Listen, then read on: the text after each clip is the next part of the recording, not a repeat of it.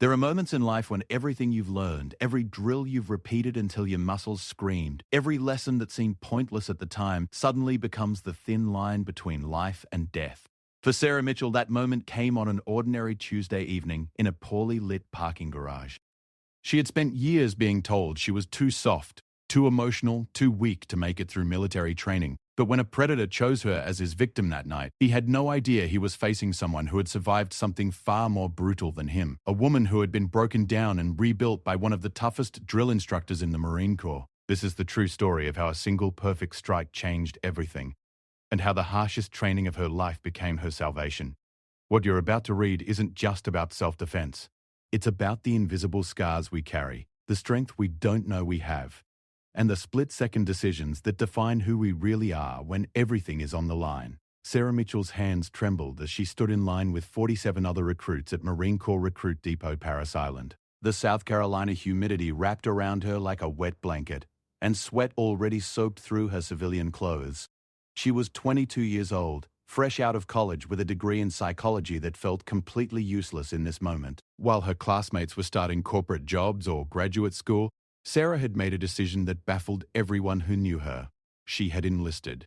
Her mother had cried for 3 days straight when Sarah told her. Her father, a retired accountant who had never served, simply couldn't understand why his daughter would give up a comfortable future for something so brutal and uncertain. Her friends thought she was having some kind of crisis. Maybe they were right. Sarah wasn't running towards something.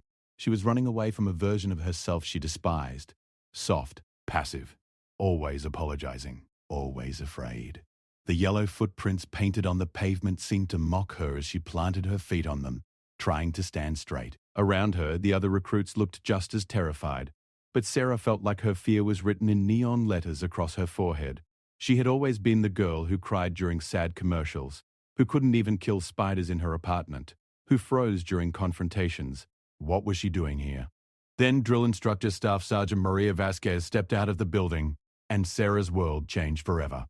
Vasquez was not a tall woman, maybe 5 feet 6 inches, but she moved like a force of nature.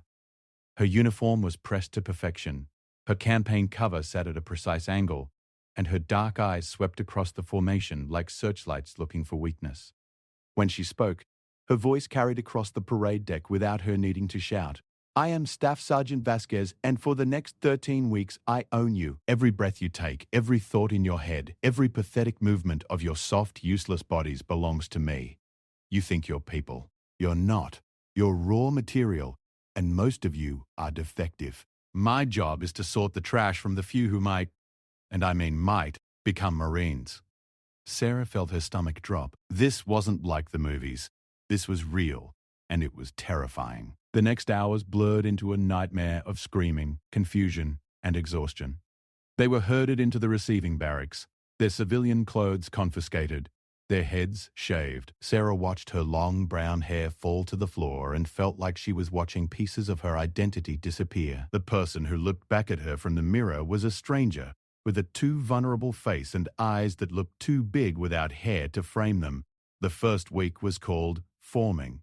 It was designed to strip away their civilian habits and identities. They learnt to speak in the third person, to never say I or me, to move in formation, to exist as a unit rather than individuals. Every moment was controlled, every second accounted for. They woke at 4 a.m. to Vasquez banging a trash can lid, and they fell into their racks at night so exhausted they couldn't even process the day. Sarah struggled from the beginning. Her body, unused to physical demands, betrayed her constantly. During the initial fitness test, she could barely do 3 pull-ups while other recruits knocked out 10 or 12. Her run time was dismal. When they practiced drill movements, she consistently turned the wrong direction or moved a half-second too slow. And Vasquez noticed everything. Mitchell! The drill instructor's voice cut through the morning air during their second week. Did your brain fall out with your hair, or were you always this stupid? Sarah's face burned. No, ma'am! This recruit. I don't want your excuses. I want you to stop moving like a drunk giraffe. Get down. Push-up position, now. Sarah dropped, her arms already shaking before she even started. Around her, the other recruits stood frozen in formation, grateful it wasn't them, probably also judging how weak she was. Everyone else, Thank Mitchell for this opportunity to exercise. When she comes up, you go down. Begin. The collective groan of 47 recruits would haunt Sarah for days. They did push-ups in sync with her for 15 minutes, and when it was finally over, she could feel the hatred radiating from the formation. She had become that recruit, the one who made everything harder for everyone else. That night, lying in her rack, Sarah cried silently into her pillow. She had never felt so alone, so incompetent, so utterly defeated. This was a mistake. She didn't belong here. These people were warriors. She was just a girl who was good at taking tests and writing papers. What had she been thinking? The next morning, Vasquez found her again. It was during their combat training class where they were learning basic fighting positions. Sarah kept flinching when her sparring partner, a tough girl from Texas named Rodriguez, threw even practice punches. "Mitchell, are you afraid of getting hit?" "No, ma'am. You're lying. I can see it in your eyes." You flinch before the punch even comes. You know what that tells me? It tells me you don't trust yourself. You don't believe you can take it. Vasquez stepped closer, her face inches from Sarah's. "Let me tell you something, recruit. Life is going to hit you whether you flinch or not. The flinch doesn't protect you. It just makes you an easier target." Something in those words cut deeper than any insult. Sarah felt tears threaten and she blinked them back furiously. Crying in front of Vasquez was not an option. "You think you're soft," Vasquez continued, her voice dropping to something almost conversational, which somehow made it more terrifying. "You think you're weak. You might be right. But here's the thing, Mitchell. Every single Marine who ever earned the title started out as soft as you. The question isn't whether you're weak now. The question is whether you have the guts to become strong." Vasquez walked away, leaving Sarah standing there with her sparring partner and a question that rattled around in her head for days. Did she have the guts? She genuinely didn't know. The weeks crawled by, each one harder than the last. The crucible, the final 54-hour test, loomed in the distance like a monster waiting to devour them. Sarah's body slowly adapted. She could do 10 pull-ups now. Her run time improved. She stopped turning the wrong direction during drill, but inside she still felt like she was pretending. Like any moment someone would realize she didn't belong and send her home. What made it worse was that Vasquez seemed to have singled her out. Not with cruelty exactly, but with an intensity that Sarah couldn't understand. Other recruits made mistakes and got screamed at for a moment before Vasquez moved on. When Sarah made mistakes, Vasquez would stop everything, make it a teaching moment, push her until she either succeeded or collapsed trying. "Why does she hate you so much?" Rodriguez whispered one night after lights out. Sarah didn't have an answer, but she was starting to suspect it wasn't hate at all. It was something else. Something she couldn't quite name. The moment of clarity came during week 8, in the middle of a training exercise called the Crucible's preparation course. They were practicing buddy carries, hauling each other across an obstacle course while wearing full gear. Sarah was partnered with a recruit named Chen, a quiet woman from California who never complained about anything. Sarah was carrying Chen across a section of the course when her foot caught on a root. They both went down hard, Sarah's knee smashing against a rock. Pain exploded through her leg, sharp and immediate. She bit back a scream. "Get up, Mitchell!" Vasquez was there instantly. Standing over them, Sarah tried. Her leg wouldn't cooperate. She could see blood seeping through her trousers. "Ma'am, this recruit, Bear, I told you to get up. You think the enemy is going to care that your knee hurts? You think your buddy has time to wait while you decide if you feel like getting up?" Chen looked stricken. "Ma'am, she's hurt. She's hurt when I say she's hurt." "Mitchell, on your feet!" Sarah felt something crack open inside her, not breaking, transforming. The fear, the self-doubt, the constant voice telling her she wasn't good enough suddenly seemed less important than the person depending on her. Chen needed her to get up. The mission needed her to get up. And maybe, just maybe, she needed to prove to herself that she could. She got up. Her knee screamed in protest, but she got up. She hoisted Chen onto her shoulders again, and she finished the course. Every step was agony. Every breath felt like swallowing glass, but she did it. When she finally set Chen down at the finish point and collapsed, Vasquez crouched next to her. For the first time since Sarah had arrived, the drill instructor's face showed something other than stern disapproval. It might have been respect. "Good," Vasquez said quietly, so only Sarah could hear. Now you're starting to understand. Pain is just information. Fear is just noise. What matters is what you do anyway. They sent Sarah to medical, where a corpsman cleaned and bandaged her knee. It wasn't as bad as it looked, deep bruising and a nasty cut, but nothing broken. They gave her ibuprofen and told her to take it easy for a day. Taking it easy wasn't really an option in boot camp, but Sarah didn't care. Something had shifted inside her during that carry. She had found something she didn't know she had. Not strength exactly, but a kind of stubborn refusal to quit that felt more real than anything she'd ever experienced. The next weeks were different. Sarah wasn't suddenly the best recruit or the strongest or the fastest, but she was no longer the weakest link. She could keep up. She could push through. And slowly, grudgingly, the other recruits stopped seeing her as dead weight and started seeing her as one of them. Vasquez continued to push her harder than anyone else, but Sarah began to understand why. The drill instructor wasn't trying to break her. She was trying to forge her into something that couldn't be broken. Every impossible demand was a test, and every test passed was proof that Sarah was more than she thought she was. The crucible arrived like a storm. 54 hours of near-constant movement, problem-solving, and physical challenges on minimal food and sleep. Sarah's platoon started strong, but exhaustion set in fast. By hour 30, recruits were crying, vomiting, begging for it to be over. Sarah felt like she was moving through a dream, her body on autopilot, her mind somewhere else entirely. There was a moment during a night march when she thought she couldn't take another step. Her knee throbbed, blisters covered her feet, and her pack felt like it weighed 1,000 pounds. She could just fall out, she thought. Just sit down and quit. Medical would pick her up. She could go home, back to her comfortable life where nothing hurt and nothing was demanded of her. Then Vasquez appeared next to her in the darkness, matching her pace. Still with us, Mitchell? Yes, ma'am. Sarah's voice was a croak. Good. Because I didn't waste 13 weeks on you to watch you quit now. You know what I see when I look at you? Sarah shook her head, too tired to speak. I see someone who was terrified on day one and decided to show up anyway. I see someone who got up when her knee was shredded because her buddy needed her. I see someone who stops flinching. Vasquez paused. I see a Marine. Sarah had never heard Vasquez call anyone a Marine before graduation. The word hung in the air between them like a gift. Don't waste it, Vasquez said, then disappeared back into the darkness.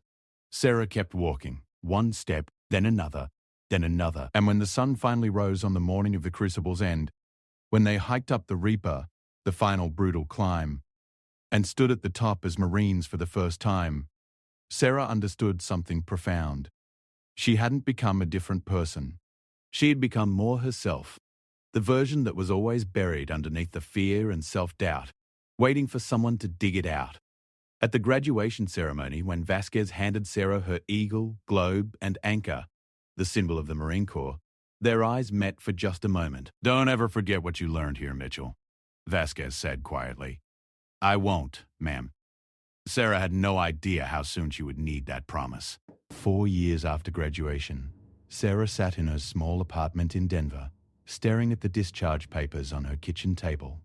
Honorable discharge. 4 years of service completed. She should have felt proud, relieved, maybe even excited about starting the next chapter of her life. Instead, she felt hollow. The transition from Marine to civilian was harder than she had expected. People thanked her for her service in grocery store lines and airports, but their eyes glazed over when she tried to explain what those years had actually meant. They didn't want to hear about the boredom of deployments, the complex relationships with fellow service members, or the strange grief of leaving behind a life where everything had structure and purpose. They wanted simple stories. The hero, the patriot, the warrior. Sarah didn't feel like any of those things. She felt lost. She had taken a job at a non-profit that provided counseling services to veterans. The work was meaningful but draining. Every day she listened to stories of trauma, addiction, homelessness, and despair from people who had served their country and been abandoned by the systems meant to support them. She was good at her job, her psychology degree finally proving useful. But she absorbed their pain like a sponge, carrying it home with her every night. The apartment was in a decent neighborhood, nothing fancy but safe and close to her work. She had chosen the building partly because it had a parking garage, which meant she didn't have to scrape snow off her car during Colorado winters. It was a practical decision that seemed so mundane at the time. She had no way of knowing that parking garage would become the setting for the worst and most important 90 seconds of her life. Sarah's days developed a rhythm. Wake at 5:30, even though she didn't need to be at work until 8. Old habits from the Marines died hard. She would go for a run, shower, eat breakfast while reading the news, then drive to the office. The work days were long and emotionally exhausting. By the time she headed home around 7 in the evening, she was usually running on fumes. She had tried dating, but it never went anywhere. The men she met through apps or friends didn't understand her, and she didn't have the energy to explain herself. There was always a moment, usually around the third or fourth date, when they would say something that revealed how differently they saw the world. They worried about whether their boss liked them or what people thought of their social media posts. Sarah worried about whether the veteran she counseled that afternoon would make it through the night without hurting himself. The gap felt unbridgeable. Her closest connection was actually with Vasquez, of all people. They had exchanged emails after Sarah graduated, just a few at first, then more frequently after Sarah deployed. Vasquez had retired from the Marines after 23 years and was now teaching self-defense classes to women in Houston. Their emails were usually brief, checking in on each other, sharing small victories and frustrations. Vasquez never said it directly, but Sarah sensed that the drill instructor was proud of her. That meant more than Sarah liked to admit. 3 months before the incident, Sarah had started noticing things. Small things. A man in the parking garage who seemed to be there too often. Always on his phone. Always watching. She had mentioned it to building security, but they brushed her off. Lots of people used the garage, they said. She was probably being paranoid. Maybe she was. The Marines had trained her to notice threats, to assess situations, to always have an escape route. It made civilian life feel exhausting sometimes.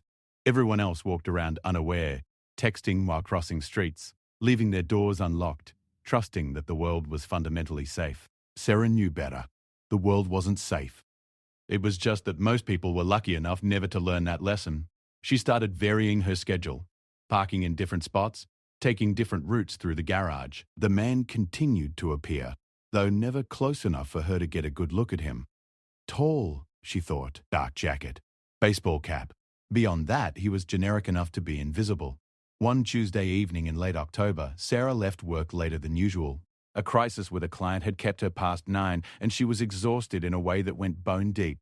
She just wanted to get home, microwave some leftovers, and collapse into bed. The parking garage was nearly empty when she arrived, just a handful of cars scattered across 3 levels. Her car was on the 2nd level, toward the back. She had parked there that morning without thinking about it, but now the distance felt ominous. The fluorescent lights flickered overhead, some of them burned out completely, creating pockets of shadow between the parked vehicles. Sarah's footsteps echoed on the concrete. She kept her keys in her hand, pointed outward between her fingers the way Vasquez had taught her in close combat training. It was probably overkill. This was a secure building in a good neighborhood. Nothing was going to happen, but her instincts were screaming. Every sense was heightened.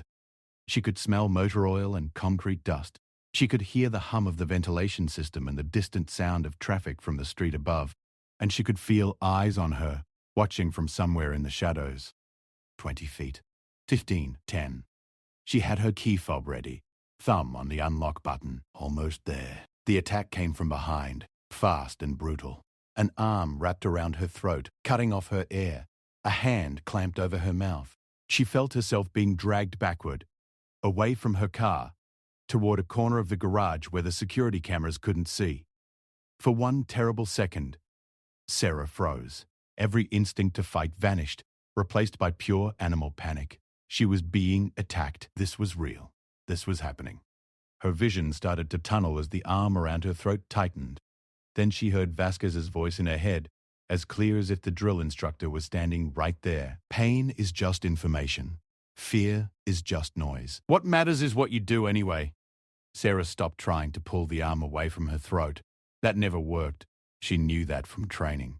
Instead, she threw her weight backward, hard, driving her heel down toward where his instep should be. She felt it connect, heard him grunt. The arm around her throat loosened slightly. Just enough. She drove her elbow backward into his ribs, putting her whole body behind it. Once, twice, 3 times. He stumbled, his grip failing. She spun, finally getting a look at him. It was the man from the garage, but up close he looked different. older, meaner, with dead eyes that reflected the flickering fluorescent lights. He reached for her again, and Sarah's training took over completely. Her mind went quiet, all the fear and panic falling away. She saw the opening before he did. His balance was off, weight too far forward, arms extended. Amateur mistake. Sarah stepped to the side, redirecting his momentum rather than fighting against it. She grabbed his extended arm, controlled his elbow, and used his own forward motion to take him off balance. As he stumbled, she rotated her hips and threw a hammer fist strike to his temple, the most vulnerable target she could reach from that angle. The strike was perfect. Years of training, thousands of repetitions, all compressed into one motion that lasted less than a second. She felt the impact travel up her arm, solid and definite. He went down like a puppet with cut strings, collapsing onto the concrete. He didn't move. Sarah stood there, breathing hard, her fist still clenched. The entire fight had lasted maybe 10 seconds, but it felt like an eternity. Her hands were shaking now, adrenaline flooding through her system. She needed to call the police, needed to secure the scene, needed to make sure he wasn't going to get back up. But first she needed to process what had just happened. She had been attacked. She had fought back, and she had won. The man on the ground groaned, starting to move. Sarah backed away, keeping distance between them, and pulled out her phone. Her fingers fumbled with the screen before she managed to dial 911. 911, what's your emergency? I was attacked in a parking garage. The attacker is unconscious but breathing. I'm at the Riverside Apartments, 4250 West 29th Avenue. Second level of the parking garage. Her voice sounded strange to her own ears. Too calm, too professional, like she was reporting someone else's emergency. The operator asked if she was safe, if the attacker was still a threat. Sarah looked at the man on the ground. He was conscious now but disoriented, holding his head. He's coming to, but I'm maintaining distance. I'm a military veteran with combat training. I can control the situation until police arrive. The operator told her to stay on the line, that help was on the way. Sarah could hear sirens in the distance getting closer. She watched the man try to sit up, then fall back down. Part of her felt guilty for hurting him. That soft part of her that Vasquez had spent 13 weeks breaking down still wanted to apologize, to help, to make sure he was okay. But another part, the part that Vasquez had built, knew that mercy to a predator was cruelty to his future victims. This man had attacked her. He would have hurt her, possibly killed her. What she had done was survival, pure and simple. When the police arrived, there were questions, so many questions. They separated her from the attacker, taking her to a different part of the garage to get her statement. A female officer named Detective Chen took her information, photographed the scene, documented the marks on Sarah's neck where he had tried to choke her. "You're lucky," Detective Chen said, not unkindly. "Most people freeze in situations like this. Your training probably saved your life." Sarah nodded, but she didn't feel lucky. She felt raw, exposed, like a nerve ending with no skin to protect it. The police had run the attacker's identification. His name was Marcus Webb, and he had 2 prior convictions for assault. There was a warrant out for his arrest in California for attempted rape. He had been hunting in this parking garage for weeks, waiting for the right victim. Sarah had been that victim. Except she wasn't a victim at all. She was a survivor, maybe even a warrior. Detective Chen drove Sarah back to her apartment after they processed the scene. She couldn't drive her own car. It was evidence now, part of the crime scene. Everything felt surreal, like she was watching events happen to someone else. Oh. You should talk to someone, Detective Chen said when they arrived. What you went through is traumatic. Even when you win the fight, it changes you. Sarah thanked her and went inside. Her apartment looked exactly the same as it had that morning, but everything felt different. She locked the door, checked it twice, then pulled out her phone. She needed to call someone. Her parents would panic. Her friends wouldn't understand. There was only one person who would know what this meant, who would understand what Sarah was feeling. She opened her email and started typing to Vasquez.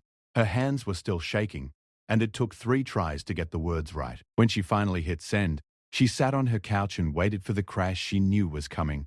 The adrenaline was fading, leaving behind exhaustion and something that felt like grief. She had trained for this scenario countless times.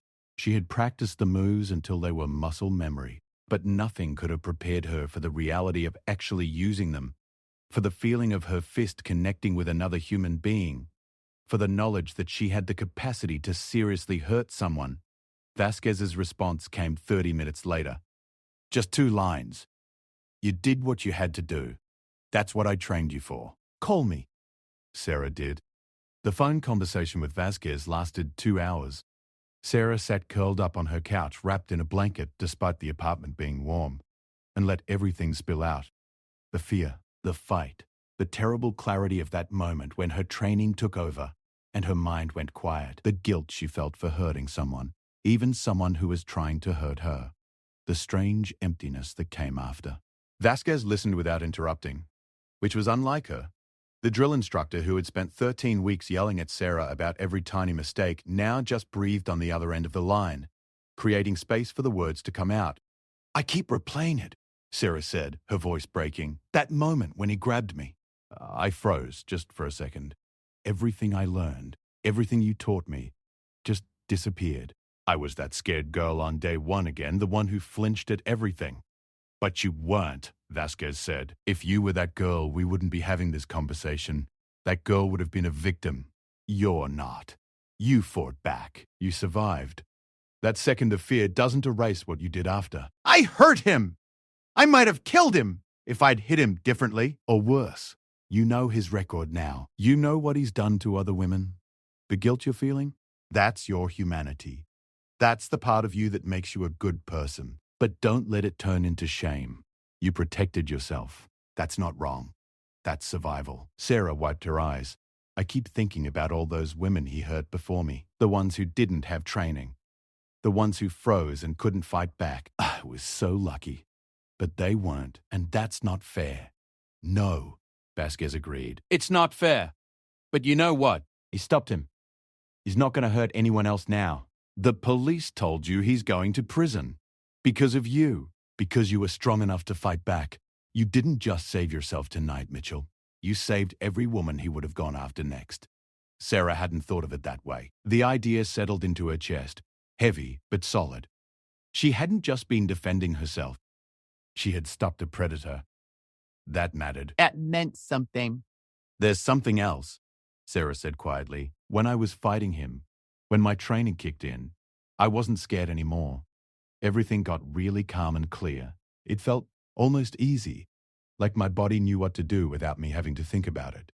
Is that normal? That's exactly what's supposed to happen, Vasquez said. That's why we train until we can do it in our sleep. When your thinking brain shuts down from fear or stress, your trained brain takes over. That calmness you felt, that's competence. That's knowing you can handle whatever comes at you. Most people never experience that. It's one of the gifts of hard training, even though it doesn't feel like a gift in the moment. They talked about what came next, the legal process. Sarah would have to give statements, possibly testify if it went to trial, the emotional recovery. Vasquez strongly recommended Sarah find a therapist who specialized in trauma, someone who understood both military and assault survivor experiences, the practical adjustments, new apartment, better security, maybe taking Vasquez's self-defense course to refresh and expand her skills. I want you to do something for me, Vasquez said before they hung up. I want you to write down what happened tonight. Not the police report version, the real version. What you felt, what you thought, what it meant to you. Write it for yourself. And then, if you're willing, I'd like to share it with the women I teach. They need to hear stories like yours. They need to know that training works, that fighting back is possible, that they're not helpless. Sarah promised she would. After they hung up, she sat in the quiet of her apartment and thought about all the women Vasquez had trained over the years. Hundreds of them, maybe thousands. How many had gone on to face their own moments of crisis? How many had used those skills to survive something terrible? She would never know. But the idea that she was part of that chain, that Vasquez had given her tools that saved her life, and that she might help do the same for others, felt important. The next days were strange.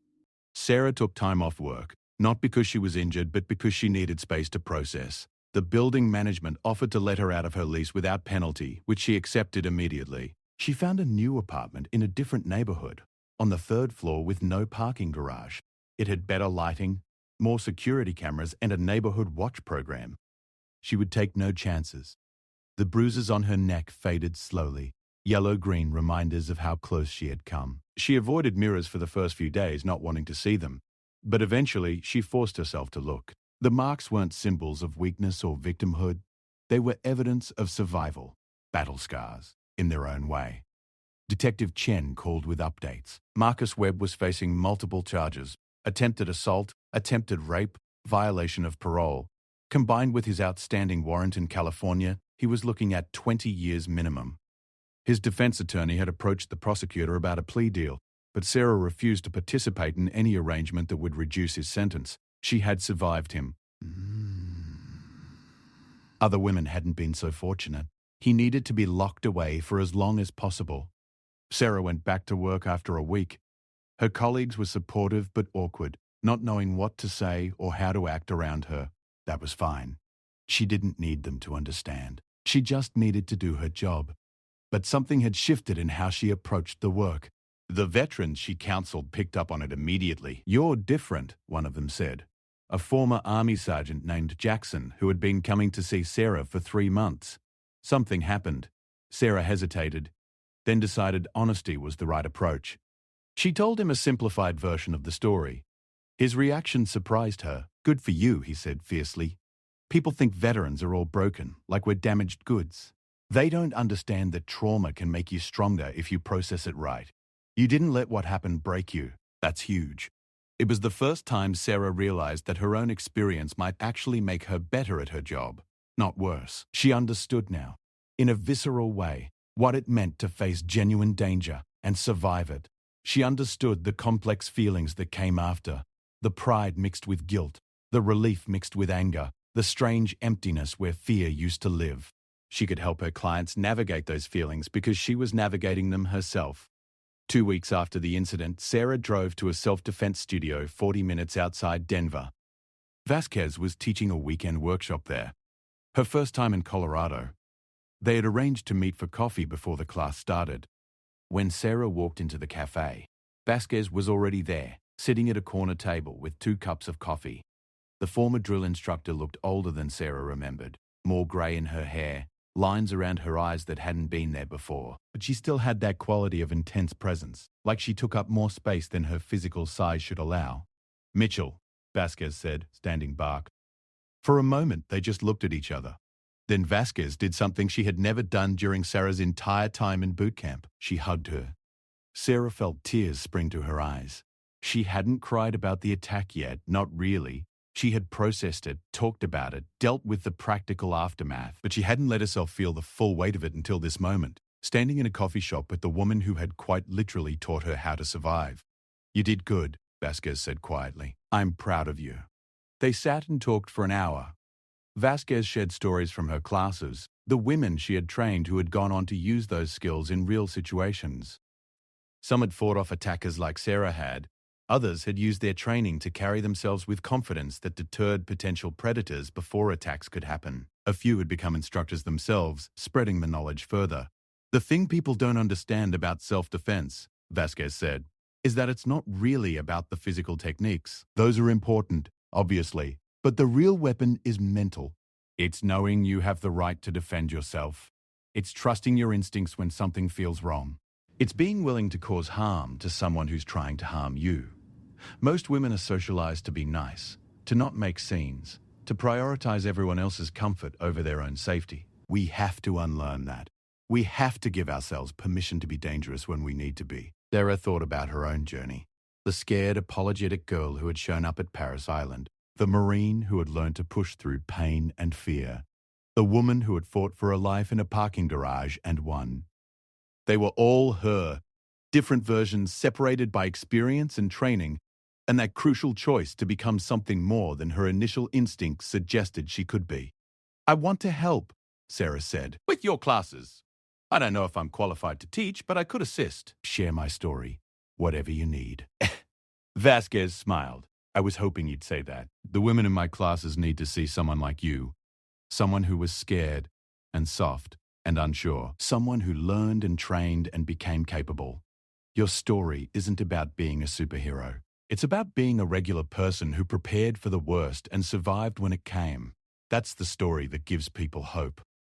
Sarah attended Vasquez's workshop that weekend and agreed to share her experience with the class. Standing in front of 20 women, ranging in age from 18 to 60, Sarah told them what had happened. She didn't sanitize it or make it dramatic.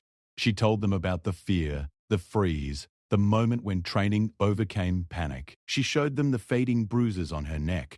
She demonstrated the strike that had ended the fight, not to be graphic, but to show them that it wasn't complicated. It was simple, direct, effective. "I'm not special," Sarah told them. "I'm not naturally brave or strong. 4 years ago, I was the weakest person in my training platoon. I cried myself to sleep more nights than I can count. I wanted to quit every single day for the first month. But I had instructors who refused to let me quit, who pushed me to become more than I thought I could be. And when the worst moment of my life came, I was ready. Not because I'm exceptional, but because I trained. That's all. I just trained." The questions came fast after that. The women wanted to know everything. What techniques worked best? How did she stay calm? What did she wish she had done differently? Sarah answered as honestly as she could, with Vasquez occasionally adding technical clarifications. One woman, young, maybe early 20s, raised her hand tentatively. "I was attacked last year," she said, her voice barely above a whisper. "I didn't fight back. I just froze. And I've been so angry at myself for freezing, for not being strong enough." "How do you forgive yourself for that?" Sarah's heart broke for her. She walked over to where the woman was sitting and knelt beside her chair so they were at eye level. "Listen to me," Sarah said firmly. "You survived, however you survived. Fighting back, freezing, complying, whatever you did, you survived. That makes you strong. There's no right way to respond to an attack. Your body did what it needed to do to keep you alive. Don't punish yourself for that. The only person who should feel shame is the person who attacked you." The woman's eyes filled with tears. Around the room, several other women were crying too. Sarah realized that this class wasn't just about physical techniques. It was about community, about shared experiences, about women supporting each other through trauma and fear. The workshop ran for 6 hours, breaking only for lunch. By the end, Sarah felt exhausted but purposeful in a way she hadn't felt since leaving the Marines. This mattered. This was important work. Teaching women to protect themselves, to trust their instincts, to be dangerous when necessary. It was a form of service as valuable as anything she had done in uniform. Over the following months, Sarah became a regular presence at Vasquez's workshops. She continued her work with veterans but expanded her practice to include assault survivors. She trained obsessively, not just to maintain her skills but to expand them. She studied different martial arts, weapons handling, situational awareness. The goal wasn't to become a fighter. The goal was to never be a victim. The trial for Marcus Webb came 6 months after the attack. Sarah had to testify, which meant facing him again in a courtroom. She was nervous the morning of, worried she might freeze or panic when she saw him. But when the moment came and she looked at him across the courtroom, she felt nothing. He was smaller than she remembered, diminished somehow. He couldn't hurt her anymore. She had already beaten him in the only contest that mattered. Her testimony was clear and factual. She described the attack, her response, the outcome. The defense attorney tried to suggest she had used excessive force, that Webb's injuries were evidence of aggression rather than self-defense. Sarah didn't lose her composure. "I used the minimum force necessary to stop an active threat," she said. "He outweighed me by at least 50 pounds. He attacked me from behind, cut off my air supply, and attempted to drag me to a location where there were no cameras or witnesses. I defended myself. If he's injured, it's because he chose to attack someone who could fight back." The jury deliberated for less than 3 hours. Guilty on all counts. Webb was sentenced to 25 years in prison. Sarah felt no triumph, just a quiet sense of justice being served. He couldn't hurt anyone else now. That was enough. A year after the attack, Sarah stood in front of a new group of women in Vasquez's Denver studio. They looked at her with the same mixture of fear and hope she saw in every class. She recognized that look. She had worn it herself once. "My name is Sarah Mitchell," she began. "6 years ago, I was the most scared person in the world. I couldn't do 3 pull-ups. I flinched at shadows. I apologized for existing. Then I met a drill instructor who refused to accept my limitations. She pushed me further than I thought I could go. She taught me that strength isn't something you're born with. It's something you build. one difficult choice at a time. Today, I'm going to share that knowledge with you. Not because you're weak, but because you deserve to be strong. Not because you're victims, but because you refuse to be. Let's get started. Vasquez watched from the back of the room, arms crossed, that familiar expression of stern approval on her face. Their eyes met for a moment, a silent communication passing between them. Teacher and student, survivor and survivor. Two women who understood that real strength wasn't about never being afraid, it was about being afraid and showing up anyway. It was about falling down and getting back up. It was about taking the worst thing that ever happened to you and transforming it into wisdom you could share with others. Sarah began the class, demonstrating the first technique. Her movements were precise, practiced, confident. She wasn't that scared girl anymore. She was someone who had faced the darkness and walked back into the light. She was someone who could help others do the same. And in that moment, surrounded by women who had come seeking strength, Sarah finally understood what Vasquez had been trying to teach her all along. The point of all that training, all that suffering, all those moments when she wanted to quit but didn't. It wasn't just about personal survival. It was about becoming someone who could help others survive too. It was about transforming from someone who needed protection into someone who could provide it. That was the real victory. Not the fight in the parking garage, but the choice she made every day after. To show up, to teach, to share, to refuse to let fear win. Webb had attacked her body that night, but she had defeated him in every way that mattered. She had survived, healed, grown stronger, and used that strength to help others. The bruises had faded, the nightmares had stopped. The fear that used to control her life was just background noise now, manageable and small. In its place was something she had never expected to find: peace. Not the absence of struggle, but the confidence that she could handle whatever struggle came. That was Vasquez's real gift. Not the fighting techniques, but the unshakable knowledge that she was capable of more than she ever imagined. Sarah Mitchell had started as a girl who was afraid of her own shadow. She had become a Marine who could walk through fire. And now she was a teacher who helped others discover their own strength. It was a journey that had cost her everything comfortable and familiar. But it had given her something infinitely more valuable: a life lived with courage, purpose, and the absolute certainty that she could protect not just herself, but others too. That night, after the class ended and the students left, Sarah and Vasquez sat in the empty studio, drinking water and reviewing the session. The silence between them was comfortable, the bond of shared experience needing no words. "Thank you," Sarah said finally, "for everything. For not letting me quit. For pushing me when I wanted to give up. For teaching me how to survive." Vasquez looked at her with an expression Sarah had never seen from the drill instructor before. Something soft, almost maternal. "I didn't teach you anything that wasn't already inside you," Vasquez said. "I just helped you find it. You did the hard part. You showed up. You chose to be strong. That was all you, Mitchell. That was always you." Sarah felt tears prick her eyes, but this time she didn't blink them away. They were good tears. Grateful tears. She had survived the worst thing she could imagine, and she had emerged not broken, but forged into something stronger. She was exactly who she needed to be. And somewhere out there, women she would never meet were safer because of the work she was doing. That was the real victory. That was the point of all of it. Not just personal survival, but collective resilience. Not just learning to fight, but teaching others to fight too. The drill instructor had attacked her assumptions about herself years ago in boot camp. A predator had attacked her body in a parking garage. But Sarah had ended both battles with something more powerful than a perfect strike: the absolute refusal to be defeated.